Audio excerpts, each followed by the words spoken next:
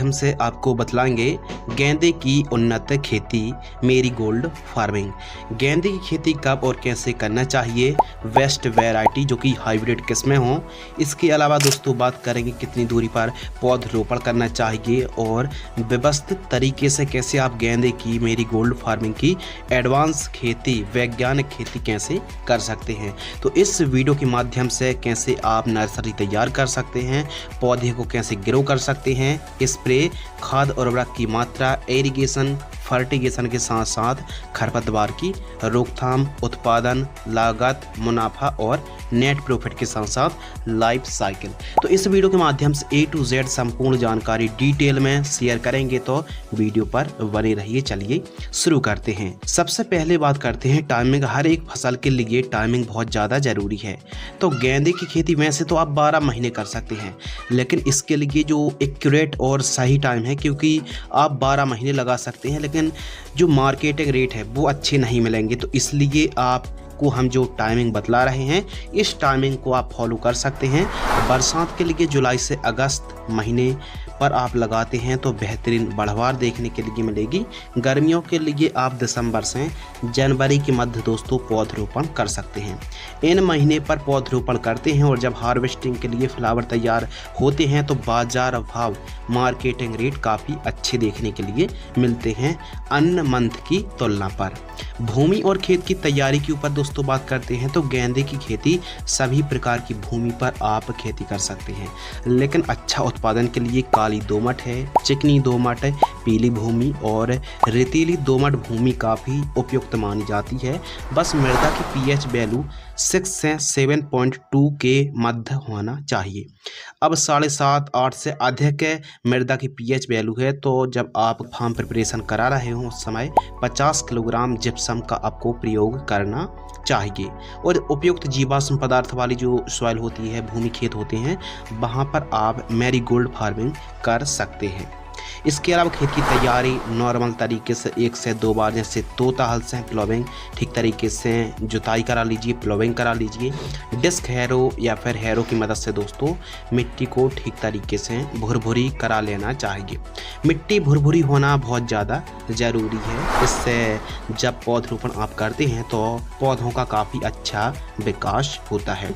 जलवायु के ऊपर दोस्तों बात करते हैं तो उष्ण जलवायु के साथ साथ जो समशीतोष्ण जलवायु होती है काफ़ी उपयुक्त मानी जाती है। गेंदे की खेती आप ठंडी के दिनों पर, गर्मियों के दिनों पर और बरसात के दिनों पर खेती कर सकते हैं। इसके लिए जो तापमान है औसत 15 से लेकर 35 डिग्री सेल्सियस के मध्य जो टेम्परेचर रहता है काफ़ी ज़्यादा अनुकूल माना जाता है। लेकिन 35+ डिग्री सेल्सियस का यदि टेम्परेचर रहता है तो फिर फ्लावरिंग स्टेज पर थोड़ी सी समस्या का सामना करना पड़ता है।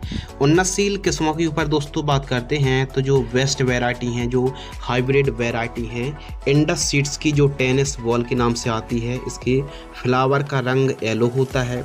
अफ्रीकन मैरीगोल्ड डबल ऑरेंज के नाम से वैरायटी आती है। हाईवेज की राशि सीड्स की जो सुप्रीम येलो मैरीगोल्ड के नाम से आती है। नंबर 4 इंडस सीड्स की ऑरेंज बॉल F1 के नाम से आती है।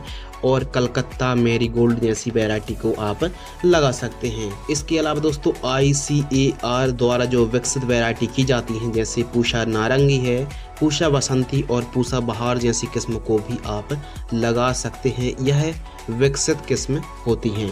प्रति एकड़ प्लांट्स के ऊपर दोस्तों बात करते हैं तो 1 एकड़ में आपको 12,000 से 13,000 पौधे लगेंगे। प्रति एकड़ सीड्स के ऊपर दोस्तों बात करते हैं तो 1 एकड़ में 12,000 सीड्स की रिक्वायरमेंट पड़ेगी और 1,000 सीड्स का जो कीमत होता है प्राइस टेनिस बॉल का वो 2150 से 2,200 रुपये के आसपास कीमत देखने के लिए मिलती है टेनिस बॉल वैरायटी की। तो इन किस्मों को आप लगा सकते हैं। बेसल डोज के ऊपर दोस्तों बात करते हैं जब आप खेत की तैयारी कर रहे हो, पौधरोपण कर रहे हो, हल्की भूमि हो या फिर कम उपजाऊ भूमि हो, तो फिर ऐसी कंडीशन पर 3 से 4 ट्राली गोबर की खाद इस्तेमाल करनी है। 50 kilogram DAP, 50 kilogram single super phosphate powder form वाली और इसके साथ रिजेंट जीआर दानेदार इंसेक्टिसाइड 5 किलोग्राम। इन सभी को मिक्स करना है और जब आप बेड तैयार कर रहे हो तो बेड के ऊपर दे करके आपको बेड प्रिपरेशन कराना चाहिए। बेड तैयार के ऊपर दोस्तों बात करते हैं तो बेड की जो चौड़ाई आपको रखनी है वो 2.5 फीट, बेड से बेड की दूरी 3 फीट और बेड की ऊंचाई 1 से 1.5 फीट रखनी चाहिए। कुछ इस प्रकार बेड मेकर या फिर बेड राइजर से आपको बेड तैयार करानी चाहिए। मल्चिंग पेपर के ऊपर दोस्तों बात करते हैं तो 25 माइक्रोन का मल्चिंग पेपर लगा लीजिए, 16 mm की आप ड्रिप बिछवा दीजिए। मल्चिंग पेपर में 2 इंची होल्स कर लीजिए कुछ इस प्रकार। नर्सरी तैयार के ऊपर दोस्तों बात करते हैं तो प्लास्टिक प्रोट्रे में नारियल की खाद और बर्मी कंपोस्ट को भर करके एक एक बीजों को ठीक तरीके से भर करके नर्सरी तैयार आपको करनी चाहिए। नर्सरी जब आप तैयार कर रहे हो तो इंसेक्ट की समस्या देखने के लिए मिल सकती है, तो इसके लिए नीम ऑयल और स्टिकी ट्रैप आपको ज़रूर लगाने चाहिए। जब भी आप नर्सरी तैयार कर रहे हैं दोस्तों तो प्लास्टिक प्रोट्री विधि को ही अपनानी चाहिए। यह सरल, सुगम, आसान और सबसे सस्ती विधि होती है और स्वस्थ नर्सरी तैयार हो जाती है। यदि आप प्लास्टिक प्रोट्रे में नर्सरी तैयार करते हैं तो मात्र 25 से 27 दिनों पर मैरीगोल्ड के प्लांट्स तैयार हो जाते हैं। इस प्रकार आपको तैयारी कराना चाहिए। ग्रीन नेट खींच लीजिए और सुबह शाम आवश्यकता अनुसार आपको सिंचाई करनी चाहिए। प्लांट डिस्टेंस के ऊपर दोस्तों बात करते हैं तो लाइन से लाइन की दूरी 3 से 4 फीट रखनी चाहिए।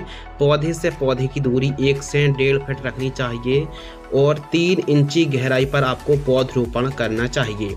प्लांटेशन के ऊपर दोस्तों बात करते हैं तो सर्वप्रथम सिंचाई आपको करना है और एक एक पौधे की पौधरोपण आपको करने चाहिए। और जब आप प्लांटेशन कर रहे हो तो शाम टाइम पौधरोपण करना चाहिए। पौधा एकदम सीधा होना चाहिए और उसके बाद ड्रिंचिंग करना बहुत ज़्यादा ज़रूरी है। फर्स्ट ड्रिंचिंग 200 लीटर पानी में आपको लगभग 2 से 3 दिन के आसपास की फसल होती है ट्रांसप्लांट से। तो NPK 19-19-19 1 kilogram, micro nutrient fertilizers 500 gram 200 litre पानी में घोल करके प्रति पौधा 50 से 100 ml की दर से आपको ड्रिंचिंग करना चाहिए। सेकेंड ड्रिंचिंग 5 से 6 दिन के आसपास की फसल होती है। कॉपर ऑक्सी क्लोराइड 50% WP 500 ग्राम, NPK 1261 1 किलोग्राम 200 लीटर पानी घोल करके ड्रिंचिंग करनी चाहिए। यह थी सेकंड ड्रिंचिंग। इरिगेशन के ऊपर दोस्तों बात करते हैं तो सिंचाई बहुत ज़्यादा ज़रूरी है। फ्लैट इरिगेशन से 10-10 दिन का अंतर और ड्रिप इरिगेशन से 2-2 दिन का अंतर रख के 2 घंटे सिंचाई कर सकते हैं।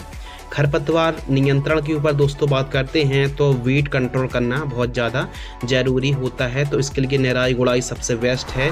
फर्स्ट निराई गुड़ाई 45 दिन के आसपास की फसल होती है और सेकंड निराई गुड़ाई 65 से 70 दिन के आसपास की फसल होती है, तो सेकंड निराई गुड़ाई करनी चाहिए। इसके अलावा स्प्रे शेड्यूल के ऊपर दोस्तों बात करते हैं तो गेंदे की फसल पर कौन कौन सी बीमारी आती हैं, इनका इलाज, उपाय, रोकथाम के बारे में समझते हैं। तो सबसे पहले समझते हैं कीट प्रबंधन, कौन कौन से कीट आते हैं, इनका उपाय और रोकथाम के बारे में भी समझेंगे।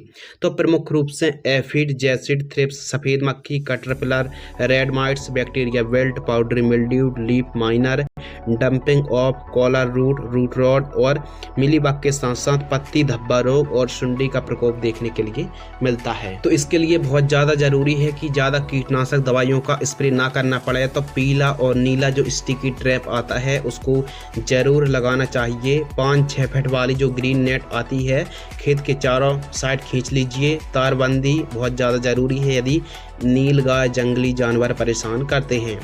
इसके अलावा कटिंग करना भी बहुत ज़्यादा ज़रूरी है। फर्स्ट कटिंग 35-40 दिन के आसपास की फसल होती है, तो एक कटिंग यानी शीर्ष नोचन करने से ज़्यादा फुटाव आते हैं। अब कुछ किसान भाई टॉप कटिंग नहीं करते हैं, यानी शीर्ष जो नोचन है उसको नहीं अपनाते हैं, वो डायरेक्ट PGR यानी प्लांट ग्रोथ रेगुलेटर का भी स्प्रे कर देते हैं, यानी पौधे की हाइट कंट्रोल हो जाती है और ज़्यादा फुटाव आते हैं, हाइट उतनी ज़्यादा नहीं बढ़ पाती है। तो आप चाहें तो कटिंग भी कर सकते हैं, जो टॉप सीड्स हैं उनको कट कर सकते हैं, इससे ज़्यादा फुटाव आते हैं। जैसे आप चने की कटिंग करते हैं उस हिसाब से आप गेंदे की भी कटिंग कर सकते हैं। इसके अलावा दोस्तों बात करते हैं बीमारी और रोकथाम के ऊपर, जो कि आप फोटो पर देख रहे हैं। इस हिसाब से कंट्रोल आप कर सकते हैं। जो डोज बतलाएंगे 15 लीटर की दर से बतलाएंगे। तो रेड माइट्स का प्रकोप देखने के लिए मिलता है, तो दोनों में कोई एक दवाई को आप स्प्रे कर सकते हैं। पाउडरी मिल्ड्यू के लिए इन दोनों कॉम्बिनेशन में कोई एक कॉम्बिनेशन। एफिड जैसिड थ्रिप्स का प्रकोप है दोस्तों, तो ऐसी कंडीशन पर इमीडाक्लोप्रिड 70.8% या फिर यूपीएल की